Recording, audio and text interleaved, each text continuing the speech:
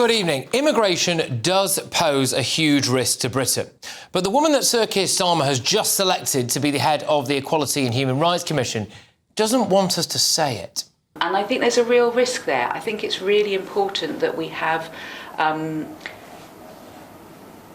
honesty in the way that we talk about human rights, and that we also have a recognition that the demonisation of migrants, the creating this idea that migration causes, huge risks for the country, can make the lives not just of migrants to the UK, but of ethnic minority UK citizens very, very difficult.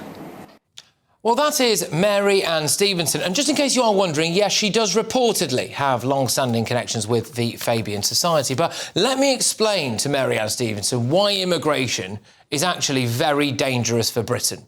Illegal immigrants are raping schoolgirls, like these two Afghans who came in via small boat. Asylum seekers are also committing sexual assaults, like the one that took place, sadly, against the young teenager called Abby, who we featured on our show, who bravely waived her right to anonymity last week. She was sexually assaulted by an Iranian asylum seeker. We've also got issues with legal immigrants from places like Pakistan, where they have been the ringleaders of the rape gangs that have been committing unspeakable crimes against predominantly working-class white girls for decades.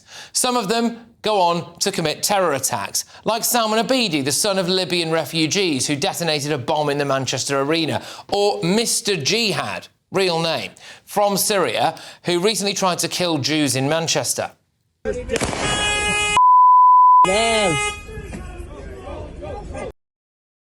Or this gun-wielding, Hamas-supporting Palestinian small boat migrant who declared death to all Jews. He's just been released from prison and filed an asylum application. The Moroccan monster Ahmed Alid was pretty dangerous, wasn't he? He killed an elderly dog walker in Hartlepool as revenge for Gaza. I mean, he travelled through 13 countries before we just let him in. Why does Mary Ann Stevenson think that we have to have bollards and armed police at Christmas markets? Is that a British problem, or one that we allowed in due to immigration and a foreign ideology? And talking of foreign ideology, the introduction of Sharia courts. We are now the Western capital for Sharia courts, with roughly 85 that we know about. Or what about the rise in female genital mutilation, cousin marriage or forced marriage? We've also got fundamental changes to British culture as a result of immigration. This, for example, is Tower Hamlets in East London. No need for that. We're on the safe side, bro. No, we're not. Yes, we are, bro. Yeah. I mean, it's also dangerous for Britain economically. We're all paying more tax. Some of that tax, of course, is the scrapping of the two-child benefit cap. And who is going to be disproportionately benefiting from that? Pakistani, Somali and Bangladeshi families in Britain. I mean, we spend around £4 billion a year on asylum support costs. Starmer's appointment as the new head of the Equality and Human Rights Commission also thinks that leaving the ECHR is a bad idea. Well, we obviously believe that the European Convention on Human Rights is really important. It's embedded in UK law through the Human Rights Act, and it provides rights that protect all of us. Well, does it though, really? Because laws derived from the ECHR have allowed Jamaican drug dealers to stay in Britain if they promise to only smoke cannabis, not sell it. A bearded man from Tajikistan could stay because they'd make him shave his beard back home. I mean, it's relentless, these kind of cases. Mary Ann Stevenson thinks people like us who talk about immigration are dangerous. Well, I would say, politely, that in my view, I think she's pretty dangerous. People like her with her views are pretty dangerous. I think they live in a warped alternate reality and try to gaslight us all into silence. Well, we're obviously not going to let that happen. There's nothing more important than keeping your money and your identity safe online. And with so many VPN options available, choosing the right one can be pretty daunting. But this video's sponsor, ExpressVPN, is making the choice easier for GB News viewers. ExpressVPN is offering up to 75% off, plus 4 extra months free. That's top-level security from just £2.49 a month, and you're covered by their 30-day money-back guarantee. So just click the link in this video's description or scan the QR code. Now, remember, when you're online, you are often sharing personal data, so hackers can steal your information, your passwords, your photos, and your bank details in just seconds. But ExpressVPN encrypts your connection, making it virtually impossible for hackers to access your personal information. So why choose ExpressVPN? Well, it couldn't be easier to use. With just one click, you are protected. And ExpressVPN uses military-grade AES 256 encryption, which is the same standard trusted by the US government to guard their classified information. With their new tiered plans, you can protect up to 14 devices at once and manage passwords securely. Live chat support is available 24/7, and it typically connects you in under a minute with a real person. Click the link in this video's description or scan the QR code to get up to 75% off ExpressVPN, plus 4 months extra for free. Start protecting yourself today with ExpressVPN. Let's get the thoughts of my panel. We've got former Tory MP Alex Stafford, political commentator Chloe Dobbs, and journalist and broadcaster Benjamin Butterworth. Alex, look, I'll start with you on this. The idea that talking negatively about immigration is in some way demonising and a risk to the fabric of society. What do you think about that? Well, it's just as crazy. We need to talk about all the issues, and there's so many issues, as you highlighted just now, that we need to talk about. One of the reasons why the rape gangs in Rotherham, where I used to represent, were so prevalent is because there's a culture of silence. Let's not offend people, let's cover it up, let's not upset racial sensitivities. And we seem to be going down that same path, and Keir Starmer seems to have chosen, appointed someone else who's very much clearly his sort of ilk, understands his worldview, and not actually grasping the metal of the problems we have. By not talking about it, by saying if you are talking about it, you are part of the problem. They're actually allowing more and more, unfortunately, girls to be attacked, issues to raise, and actually it's also demonising for the good migrants who want to come here, have an economically successful life and want to contribute to Britain, because actually you're muddling everything, and this is just not good enough. I also just wonder, Chloe, obviously as a woman, whether or not it's quite offensive for people like Mary-Anne Stevenson to come out and essentially say, look, if you're talking about it, you're part of the problem, it's a danger.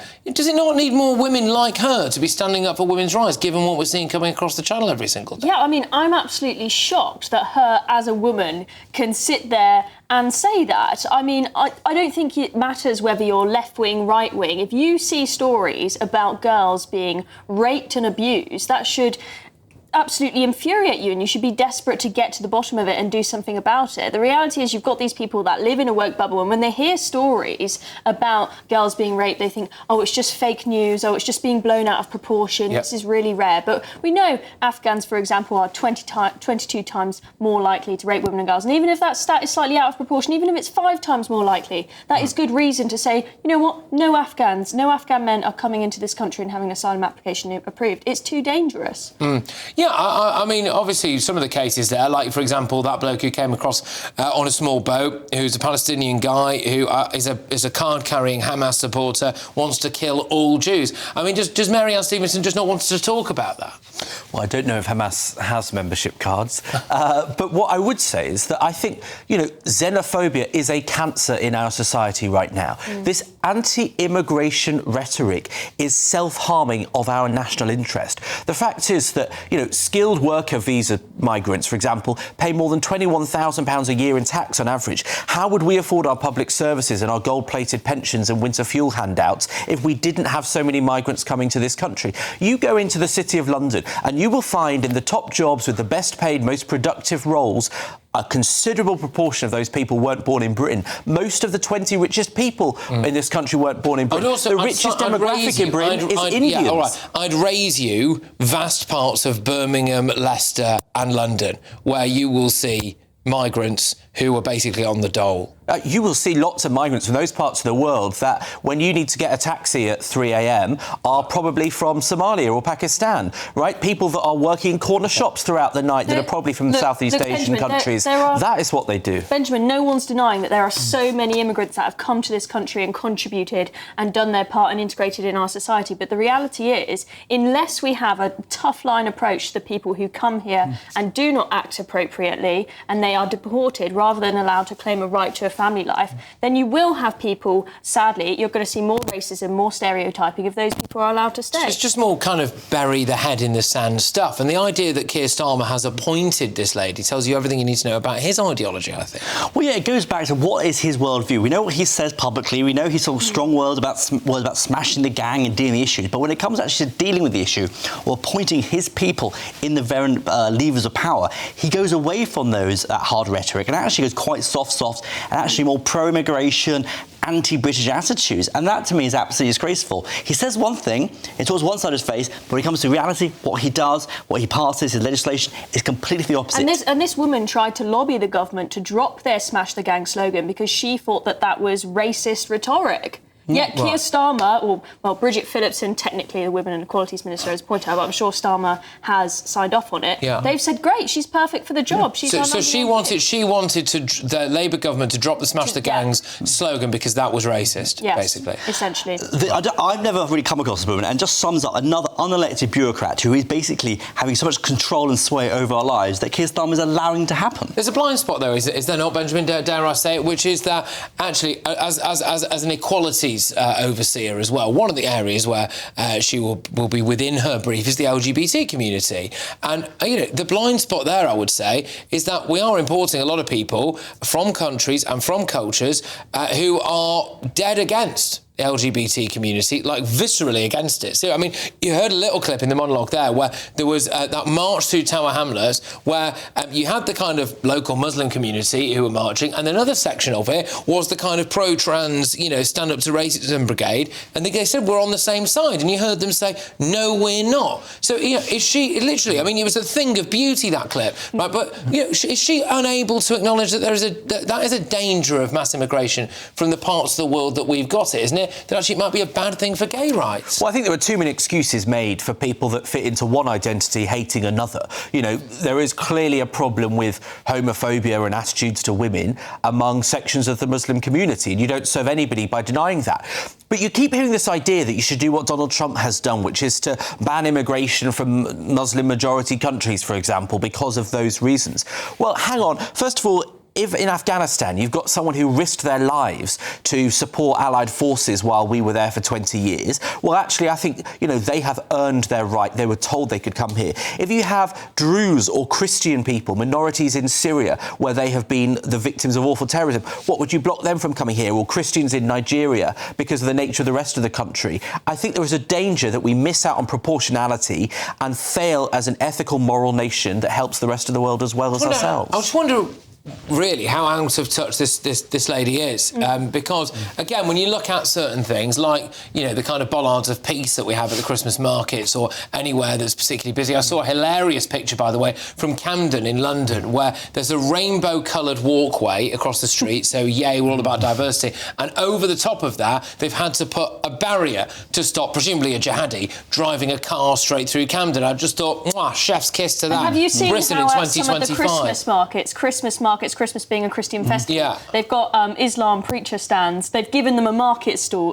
You've seen this in Manchester as well. So they're trying to preach people to get them to convert to Islam, whilst at a Christmas market celebrating a Christian festival. I mean, it's fascinating, isn't it? I mean, that is fascinating. But if you've got someone there who basically clearly is of the view that highlighting any of the issues that we're talking about here, like grooming gangs, like terrorism, like attitudes towards women, like attitudes towards gay people, is dangerous and is in some way puts a target on the back of all minorities in Britain, then that is basically just saying to us, shut up and get on with it, ignore it. But what is the point of her? Why is she even here? Why is she talking about it? Surely her job, and all members or any people connected to the government, is about protecting British people. And I do mean British people who live in this country, whose family are in the country. Their number one job is to ensure the security and safety of our children, our grandchildren and everyone else. And this woman, what is she adding to society? What is she adding to Britain? Can I ask you that, though? What is, for our viewers and listeners, what is the Equalities and Human Rights Commission? What is it? I can tell you as an MP for the last for 5 years, we had nothing to do with it. Who knows? It's one of these bodies that doesn't do anything. All it does is an alternative to elected representatives to actually come and control our lives. And it's worrying how more and more Keir Starmer and his Fabian clique are clearly trying to infiltrate society. I mean, it's meant to advise on issues relating to equalities and human rights. So what advice is she giving, other than ignore any of the negatives? So Well, she said we need to allow more migrants in, so that's what some of the advice. Oh, more and of she it. said get rid of the Not enough, Smash the Lou, not Gangs enough. slogan. So Trevor Phillips, who is widely admired, was, I think, maybe the inaugural head of it for many years and did a very good job.